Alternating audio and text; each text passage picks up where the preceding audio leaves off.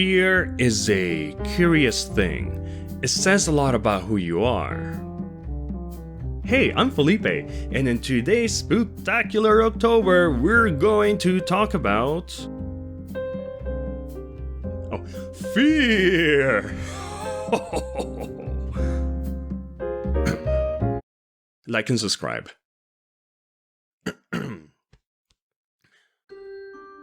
Fear is a curious thing. It says a lot about who you are. But in addition, it's also a snippet, a Polaroid, of a time and place. Take The Witch, for example. Its subtitle alone, A New England Folktale, is referring to how the events portrayed on screen are based on both written accounts and superstitions of that era. But if we take a moment to take stock of the movie's premise, we can see how the real horror is not so much the fact that they're being preyed upon by an unknown witch, but instead, it's commenting on how our own beliefs can be destructive. Thomasin is the victim of her family's prejudice, spurned by their false cause fallacy, which occurs when the link between the premise and the conclusion is an imagined casual connection that likely doesn't exist. In this case, their superstition. Which, yes, there is in fact a witch, black magic, and the devil in sheep's clothing. But Thomasin was never the cause. In an ironic turn of events, it's her family's misguided and superstitious ire that ultimately cements her fate. If you call someone a witch enough times, then they must be a witch? I'm not a witch, I'm not a witch! But you are dressed as one. Fantasy. The beauty or tragedy of this fear is just how transcendent it is. There's always going to be something we don't understand, or choose to not understand. And therefore, there will always be a Thomasin who gets hurt. But reeling it back to specifically The Witch, the superstitious fears we see on screen are based on very real 17th century issues a New England family might have dealt with. Bad harvest, cursed land. High fever have you saying delirious things? The power of Christ compels you.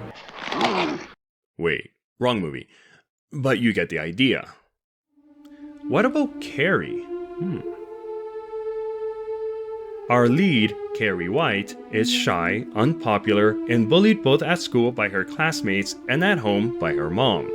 In a rather crazy turn of events, she begins to develop telekinetic powers, and from there on we have a ticking bomb. Carrie is being attacked emotionally from all sides, so something is going to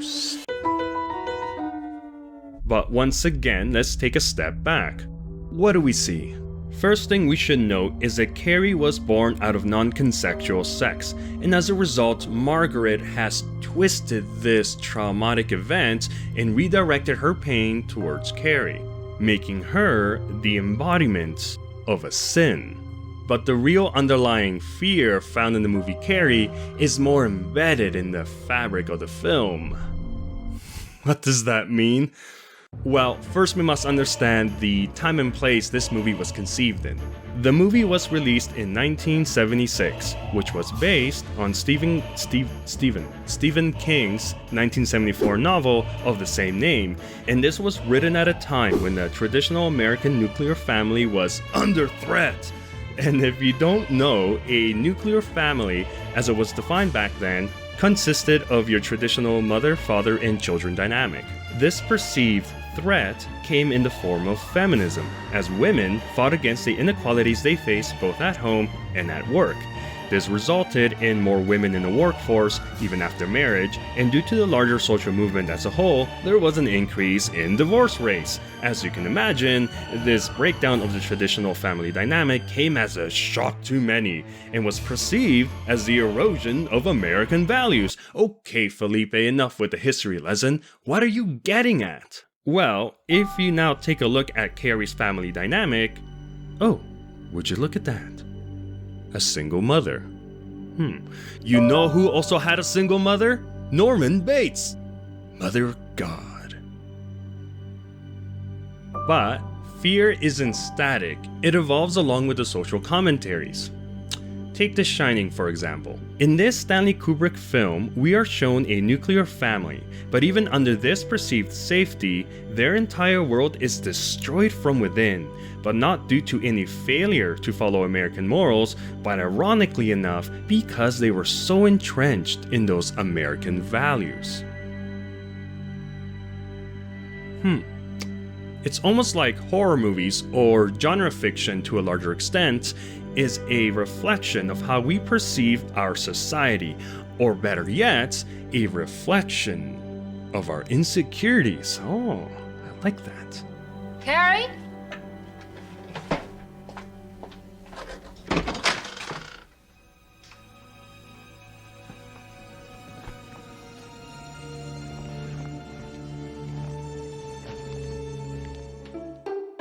And that's where the thing comes in. As I stated in this video, the core fear that flows through those halls stems from paranoia. But if we take a moment to ask what real-life problems this was reflecting, you'd find...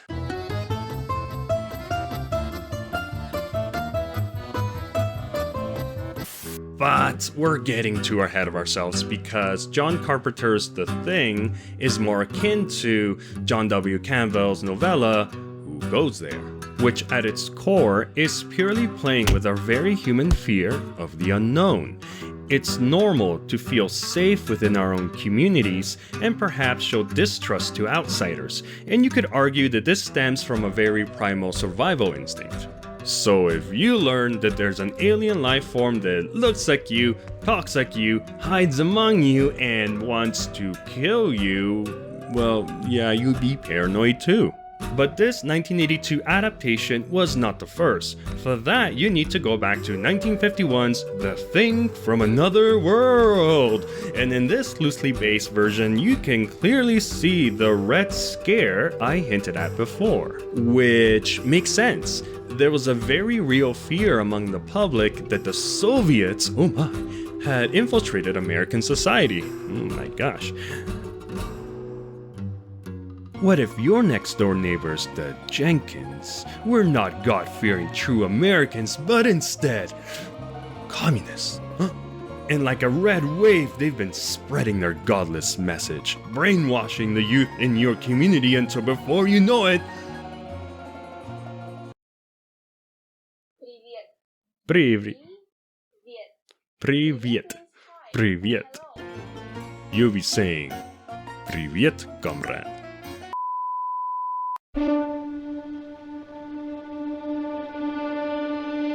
You might have noticed the clips from Invasion of the Body Snatchers.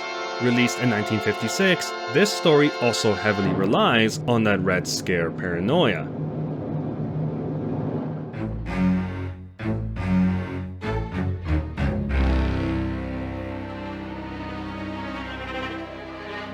As you can see, Invasion of the Body Snatchers, just like The Thing from Another World, reflect very real concerns the general public had back then. To an audience sitting down to watch these movies, they would have really hit home. But before we move on, The Thing from Another World also seems to rely on another insecurity, specifically a distrust of science. The movie pits two opposing views on how to handle their extraterrestrial visitor. On one end, you have Dr. Carrington, who identifies the Thing as a superior life form and now wishes to communicate with it. While on the other side, we have the military that identifies it as a threat and wants to kill it. Sounds familiar. You might have seen the premise like this in your typical alien visitor movies, such as, I don't know, Arrival. But unlike that film where communication prevails, in this 1951 film, the opposite reigns supreme. Our hero is the one willing to eradicate the evil communist monster. And this distrust in science is not by accident, because at the time of its release, the Cold War had brought about a real fear of a nuclear catastrophe, a byproduct of scientific ingenuity. But like before, things change. if we move the clock forward to 1988, there's another movie that deals with an infiltration. But during this Reagan-era film, the enemy is capitalism. I know this isn't a horror movie, but it is genre fiction, which, as I alluded to earlier, also functions as a mirror to socio-political issues of the time. In this case, the growing disparity between the haves and have-not. Which leads us to the last movie we've covered in this Spooktacular October. I'm talking about His House. But maybe you've grown tired of my ramblings. Why don't we go to the other studio where Juan is waiting with his thoughts on this? It's also a good segue for me to get out of this studio because it's kind of getting hot in here. And now, there's so many trucks out there. Running to your aid. Our house. Man, those were good times, you know. The human capital, the Lizard King George comes down and we take the planet for ourselves. And that's why I buy a truck to put apples in the back. So when I was trying to really lock down what the core fear in His house is, I kept coming back to the obvious one of being a good immigrant.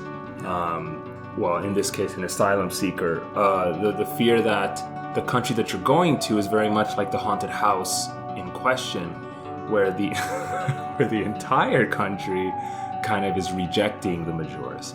Anyways, and then I kept going back to, but that's not a universal fear. Like, how many of us deal with being an immigrant or a refugee? And then I realized a lot of those fears that the other movies touch on, like the fear of losing a nuclear family, the fear of divorce, the fear of, well, just communism, the red fear.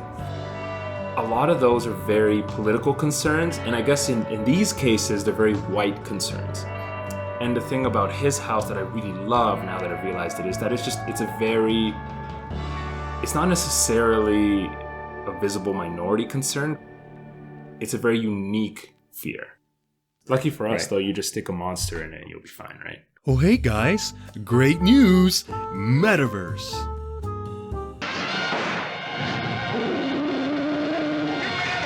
I think that kind of wraps it up, though. I think it does. That was fun. I had fun actually focusing on one specific genre like we did this month. I feel like it's the most insightful I've ever been over anything. When I did this video here, I thought it was going to be a lot harder to find like a common thread.